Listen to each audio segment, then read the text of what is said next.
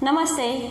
I hope you all are doing fine, and I get a lot of questions regarding yoga practices. I can see that you all are eager to commence your yoga journey, and you have a questions in your mind like what's a good time to start yoga, or maybe what are the do's and don'ts in yoga classes. So today's video is all about this. We are gonna answer all these questions.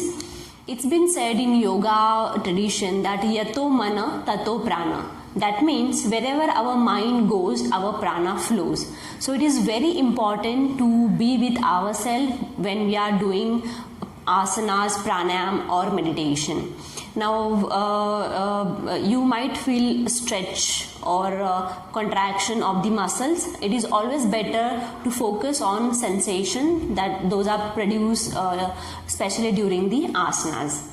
Now a lot of female, they have this question whether they can practice yoga during their periods. Definitely they can practice, because there are certain poses which will ease the pain, and I have posted one video also on that, special practices during your periods.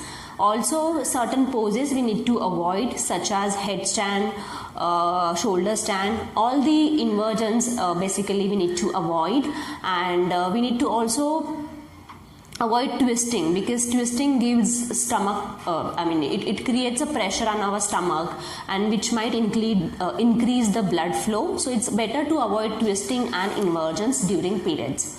It is always advisable to wear loose and comfortable clothes, because then our body is getting stretched in all possible directions, and it is easy for us to breathe.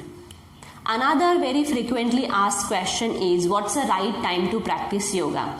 Now it's always better to practice early in the morning, because then your stomach is empty and the movements becomes easy.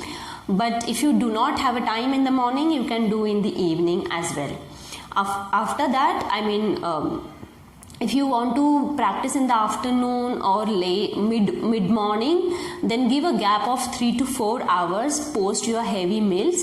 If you have eaten anything light like fruit, maybe juice or dry foods, then 1 hour gap is more than enough. Certain points we need to keep in our mind while practicing yoga. One is, never ever compare yourself with the fellow practitioner. Everyone is unique, and our body takes its own time to stretch, to become flexible, or maybe to acquire strength.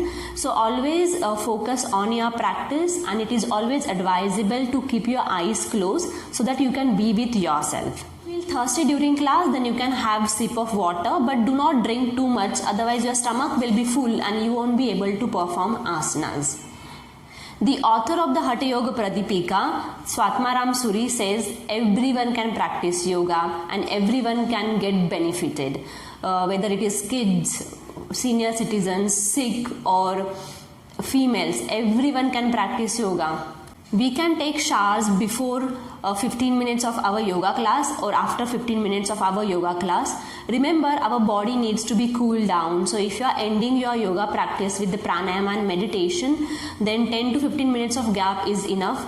But if you are doing intense practices like Surya Namaskar and all, then allow yourself to settle down, allow your heart rate to come to the normal rate, and then you can either eat or you can take showers.